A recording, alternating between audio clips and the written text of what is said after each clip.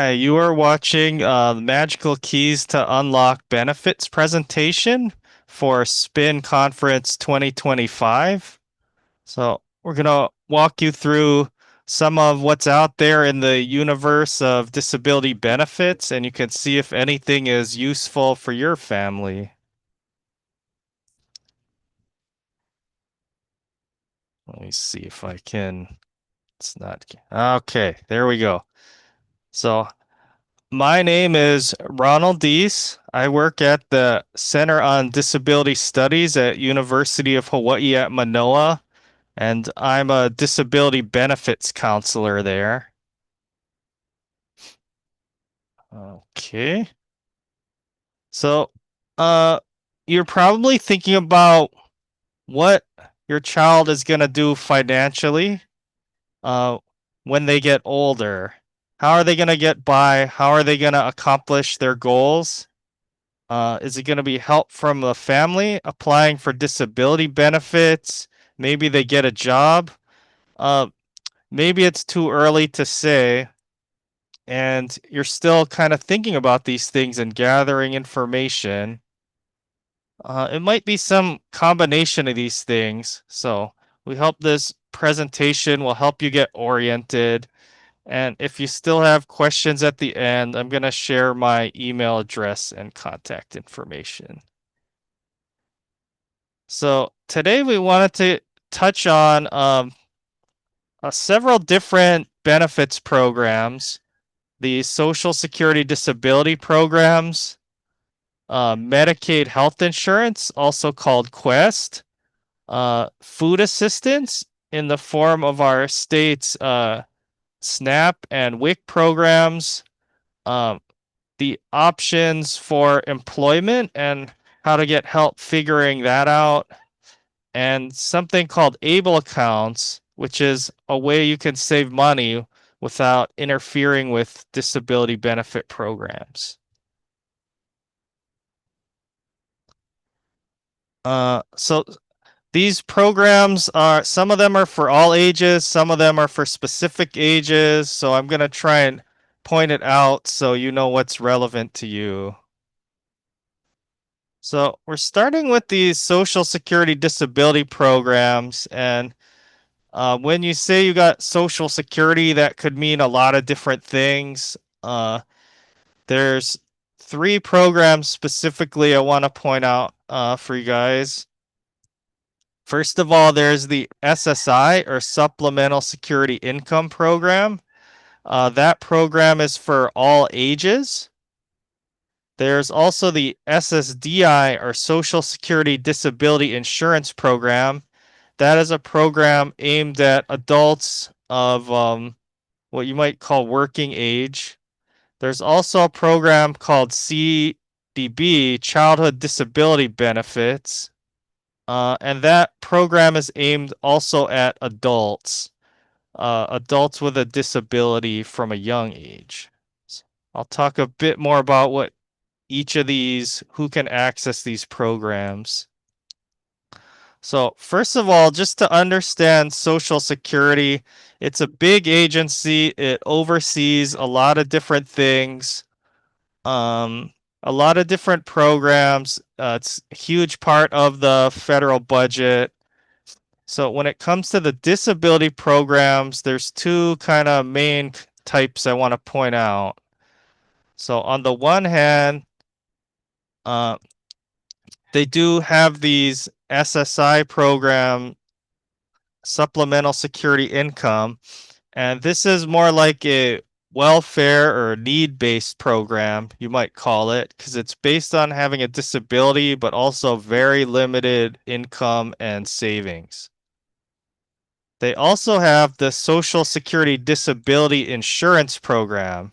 So that's called insurance because this is for older folks that have some work history that actually, it's insurance because you are paying into it with your social security taxes and you become unable to work.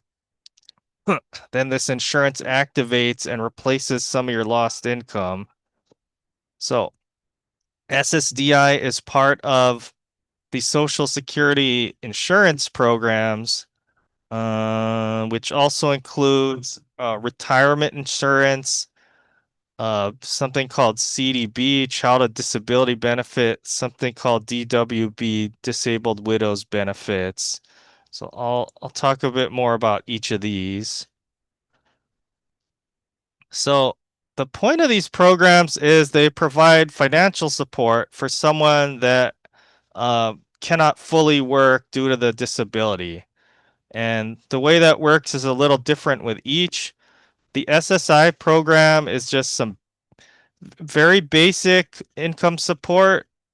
Just kind of helps. It's not supposed to be able to pay for everything. And that is a maximum of $967 a month.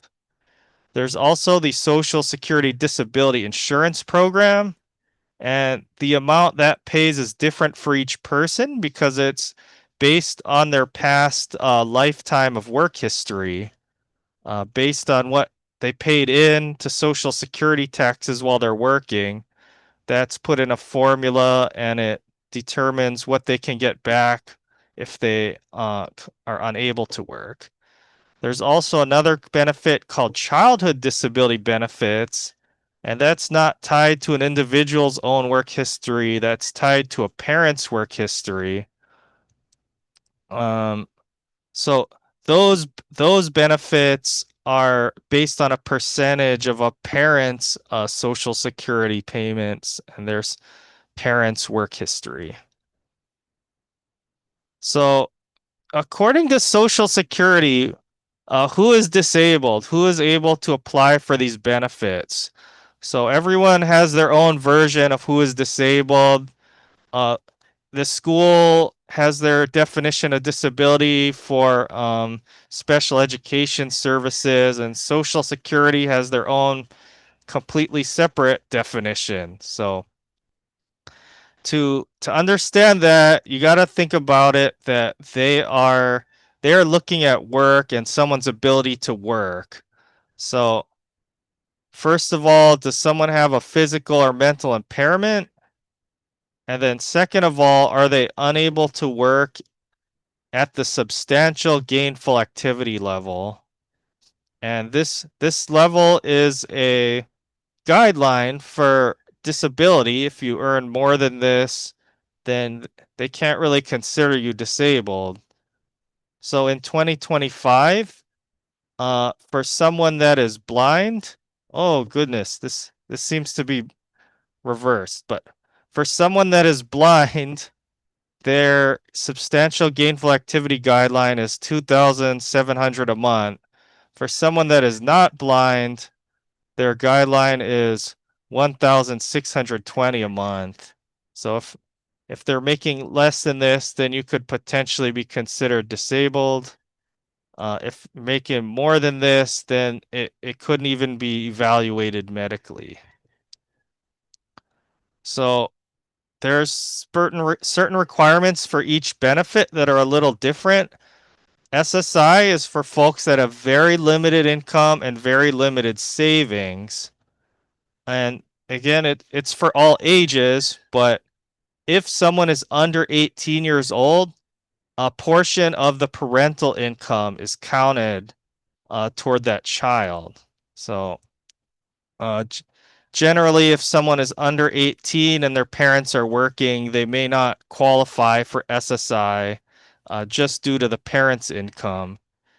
For that reason, a lot of people are applying at age 18 because at that point you're an adult and can be separate from the parents, even if you live with them. Okay, so if someone is receiving SSI as a child, uh, there's a bit of a difference between the child and the adult SSI rules. So you actually, if you're receiving it before you're 18, you have to be reevaluated when you turn 18 under a stricter set of rules. So there's big differences. So even if you qualify before 18, you may not qualify after you're 18. So you just have to go through a new medical reevaluation at that time. Okay, so SSDI is a little different because SSDI's Social Security Disability Insurance, you pay into it and you have to gain enough work history to reach insured status. So as you work, you pay Social Security taxes and you get something called work credits.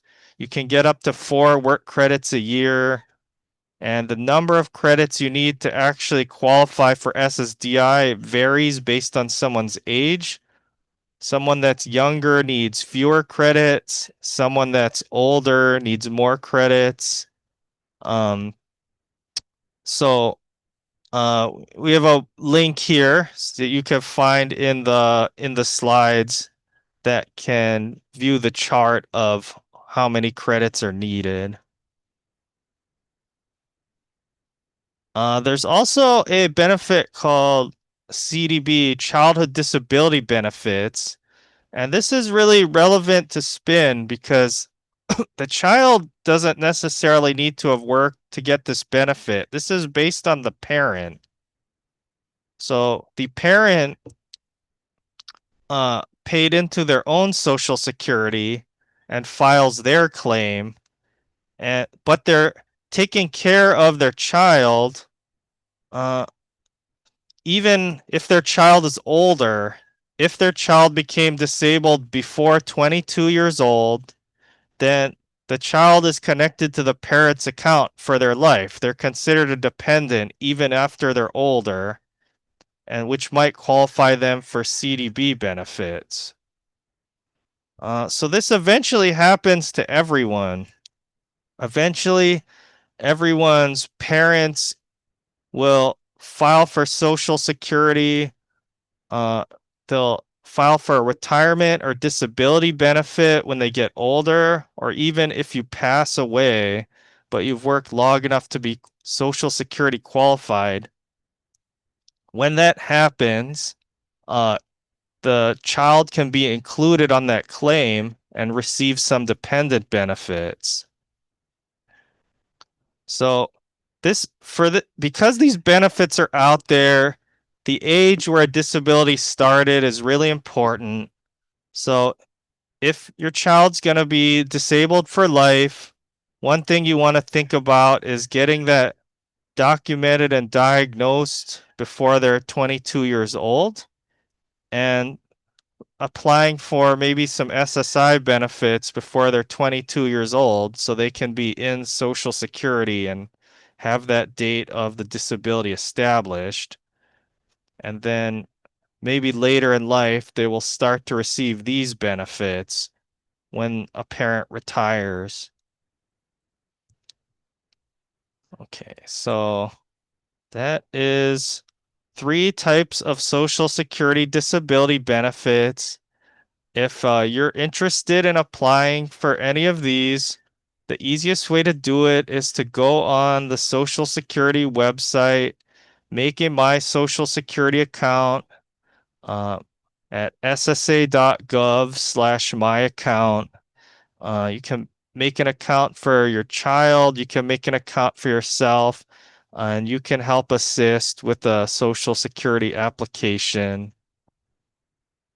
Uh, if you cannot apply online, you can also call Social Security and um, do your applications over the phone or using a paper form. That works as well.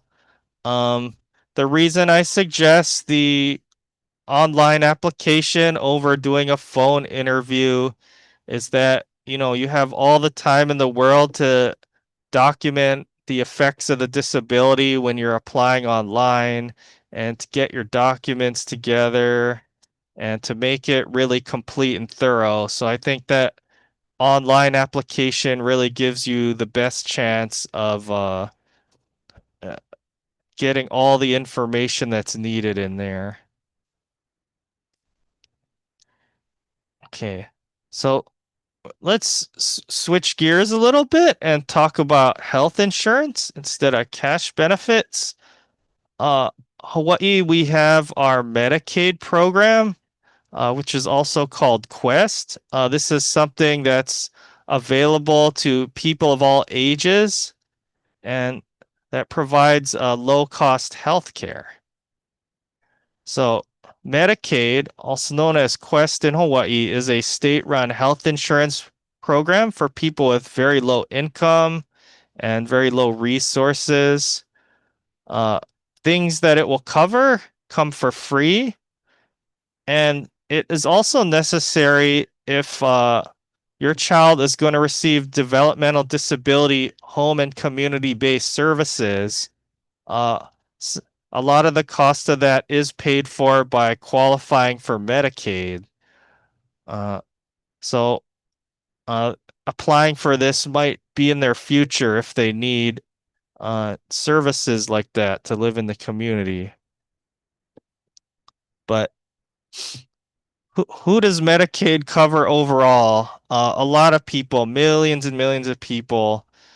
Um, so First of all, children, former foster children, pregnant women, parents, adults without disability, and aged, blind, or disabled adults. All of these can be covered by Medicaid, all these folks. The requirement is you need pretty limited income and limited resources. So applying involves a income evaluation.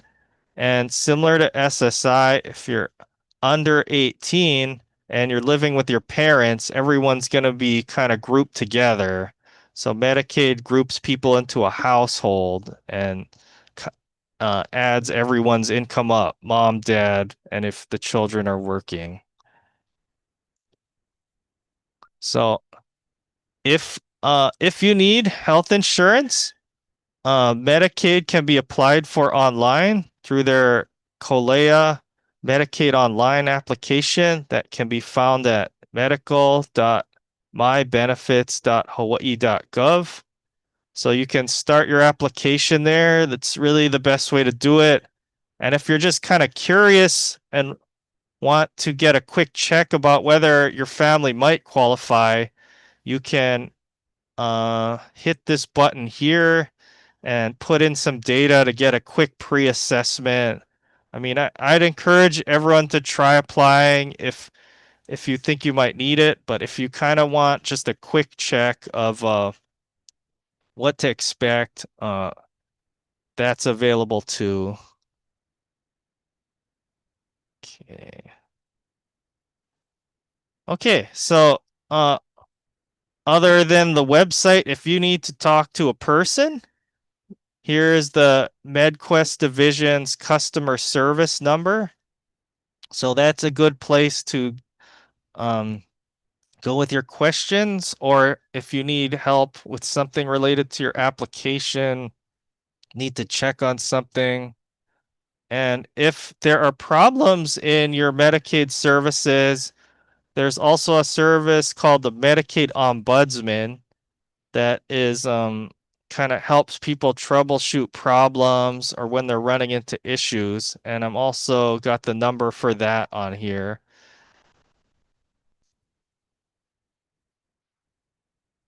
Okay, gonna talk about another benefit, the SNAP program or Supplemental Nutrition Assistance Program. This program provides food assistance to people of all ages. This is also called food stamps. They don't use stamps anymore, but the name kind of sticks. Or it's also called the EBT card because when they got rid of the stamps, they got a debit card called the EBT card. So this is a program that can help cover some of the cost of food if that's being having difficulty paying for that. Uh, it could be a great boost to your child, especially if they want to live independently and have to take care of their own food. Uh, So the SNAP program provides low-income households with electronic benefits transfer or EBT cards that can be used at most grocery stores to help them access a healthy diet. So these cards can be used to purchase cold foods, ingredients, Even some farmers markets are able to work with EBT cards now. And the whole point is to get a better diet than you could otherwise afford. So this is also a program that's based on having some high financial needs. So you need limited income and limited resources to this program as well. And if you're under 22, parents' income and resources must be grouped together. So I've talked about several where they put adulthood at age 18, but everyone can do their own rules. So this one happens to be at age 22 when someone can be treated independently. Okay. Um, SNAP program does typically have work requirements. Someone must be working or looking for a job to get SNAP benefits. There are exemptions if someone is under 18 or if they have a proven disability, they don't have to follow the work requirements. If you're interested in applying for the SNAP program, either for your family or if your child is over age 22 and they just kind of want to apply on their own to get some food help, you can find an online application for SNAP benefits at pais.dhs.hawaii.gov. Uh, and there's also a printed SNAP application form that you can mail in or drop off at one of their offices on that very long link. But if you're interested in it, you can go to the slides and follow that link or hop on this website, humanservices.hawaii.gov, and you can find the downloaded form there. And for that matter, if you visit any SNAP office, they'll have a rack full of the paper form that you can fill out that you can pick up there. Okay. Another type of food assistance I wanted to talk about is the WIC program, which is the Supplemental Nutrition Program for Women, Infants, and Children. So this is less general than the SNAP program. It's really aimed at younger folks and pregnant moms. Uh, so not so much all ages. And it works a little differently. The WIC program has comes out of a separate office, and they do a little bit of additional stuff beyond what the SNAP program does. They will provide some checks which can be used to buy healthy foods that are kind of within their meal plan. They also do nutrition education through classes or individual meetings with a nutritionist and breastfeeding education and support. So, other than helping to obtain these foods, it's a learning opportunity, you might say, to work with them. So, the way it works is not so much like a debit card like the SNAP program, but they provide uh, a type of check that can be redeemed for specific foods. So, uh, you will get like exactly certain things such as milk, peanut butter, fruits and vegetables, canned salmon, whole grain bread. So it'll be more like a checklist which foods are WIC eligible rather than you going out and choosing specific things. This can also include certain baby foods and infant formula and so on.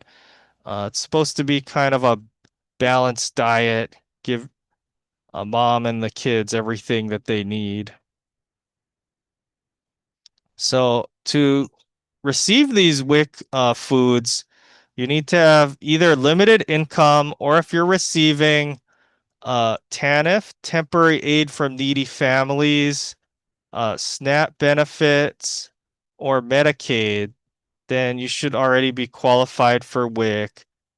In addition to that, You'd either have to be pregnant, breastfeeding, have had a baby in the last 6 months, or have children that are under 5 years old to receive the WIC assistance.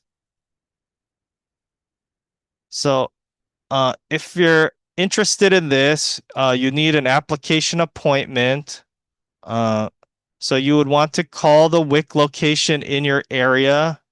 So in the slides, there are numbers for the different WIC branches. You can reach out to the closest one if you think this would help you out. Uh, Here are some of the neighbor island locations. Okay. So I talked about a couple of the fundamental disability programs that are out there that are available in Hawaii or in all states. But one other thing that's a source of income that everyone's kind of considering is if employment's going to be in the picture. Your child might do some paid training or work while in high school. They may plan to work after they graduate. And if they do that, how does that affect any disability benefits they're receiving? Well, it can be kind of confusing to navigate these different programs and how they change when you become employed. So, the good news is that each of these benefit programs have rules built into them called work incentives that help you to keep more of your cash benefits and health insurance while you're working. And without going into that too much today, some examples are they can extend eligibility for the medical, the cash benefits. They can help you when transitioning off of benefits in different ways, providing assistance with job searching and job counseling. There's really different things available in each of these programs. If you'd like to learn about what Social Security does, there is a great document called the Red Book that you can find on ssa.gov/redbook that provides guidance in all of their different programs. So if if you or your child are receiving a benefit and are considering employment, this is a great thing to check out.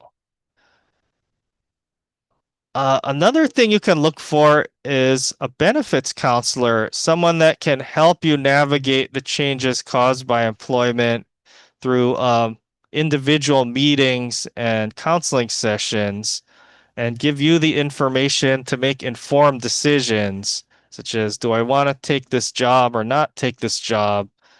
And you would know ahead of time how it would affect the benefits or not. Am I going to keep my health insurance? Am I going to keep my cash benefits? All that could be calculated in advance. There are different places that provide benefits planning. I specifically work for this one. I'm a benefits counselor for work incentive planning and assistance. And there are other places out there doing a similar service. The Division of Vocational Rehabilitation, the Developmental Disabilities Division, and many participants in the Social Security Ticket to Work program.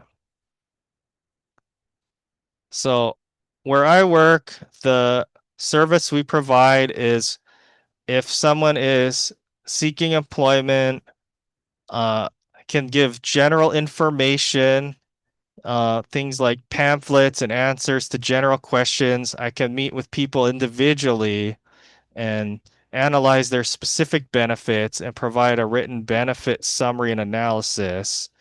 And to participate in this WIPA service, you have to have one of those Social Security benefits I mentioned earlier in this presentation, and you're either already working or you're kind of looking for work and you have some work plans in mind.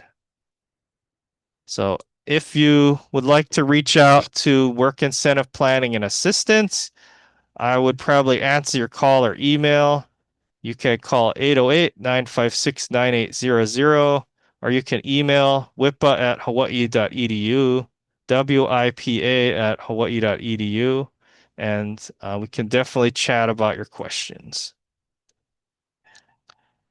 Okay, one more thing I want to talk about is a savings program for people with disabilities called ABLE accounts. This is pretty new, pretty new still. Not too many people are using it. So we are trying to spread the word that this is available in Hawaii now, that this is a good way to save money if you have a disability. So what I'd like to do first off is show you a testimonial from someone that's using an ABLE account. So I'm going to play a clip right here. Hi, my name's Lon Cotto, and I have an ABLE account. I have autism, and I'm working with Work Now Hawaii. They support people with disabilities and help them find jobs.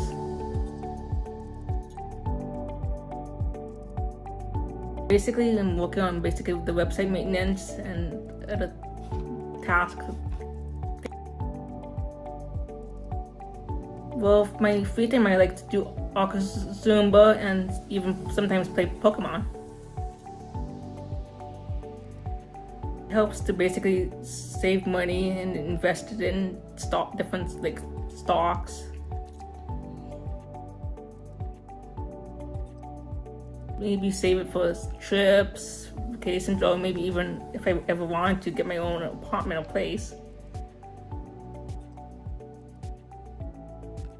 I would recommend others open an ABLE account, but do check the rules and stuff, since there are some rules and restrictions.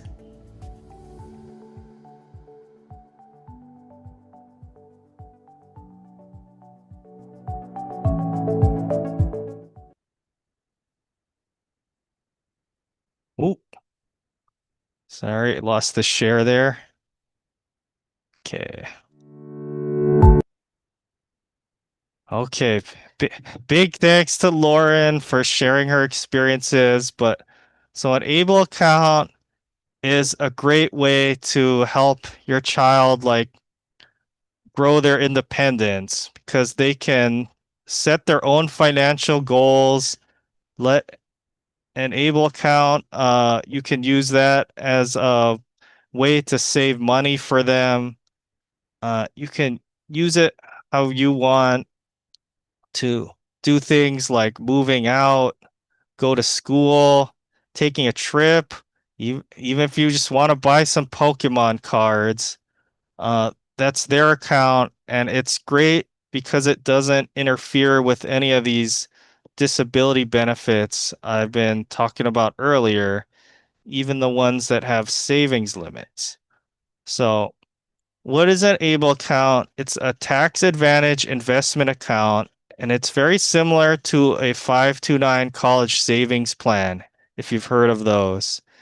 It's made for individuals with disabilities and their families, and the money in it can be used to pay for the costs of living with a disability. So to open an ABLE account, someone must have a significant disability that occurred before age 26. So I've every program seems to have its own age uh, that it's based on. This one just happens to be age 26, which I think of it's very similar to how old someone can be while staying on the family health insurance plan. So that's how I remember. But I think if you're at the spin conference, this should be something your child can use. To show you're disabled, you can either be receiving Social Security, either SSDI or SSI, or one of those benefits I mentioned earlier, or you can have a letter from a licensed physician just saying you're disabled.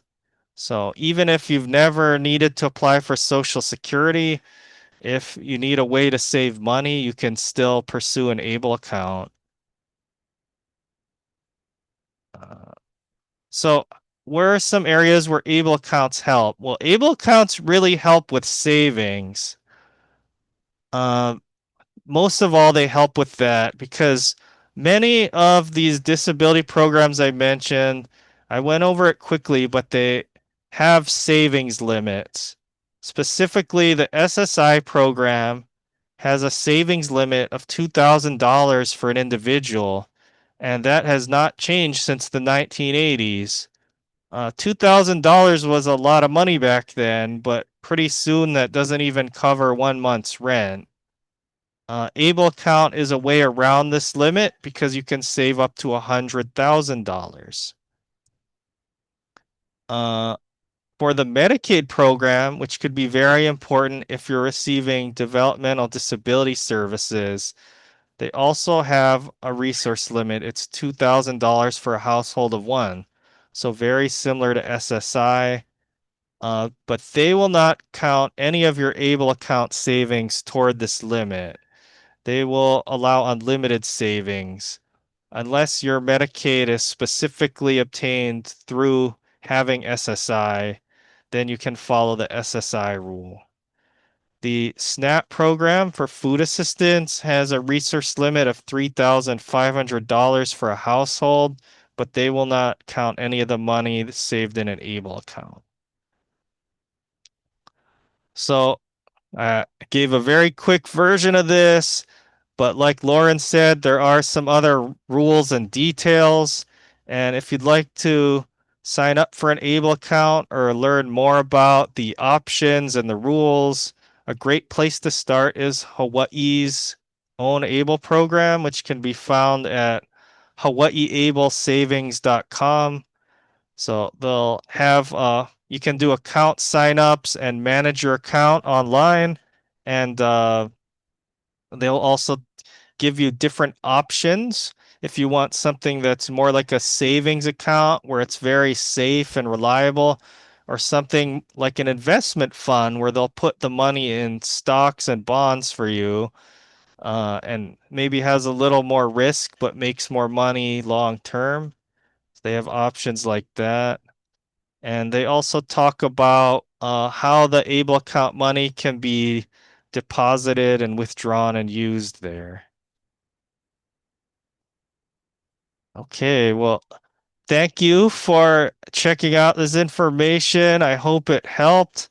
And if this was just a brief introduction. So if you have questions that came up in your mind at the live version of this presentation, about half the time was chatting back and forth questions. So I'm sure there's a lot of unanswered questions. Then feel free to reach out to me. I am most easily reached by email, and this is my email address, rdeese@hawaii.edu. So feel free to contact me there if you're watching this and you need to know more. Okay, thank you.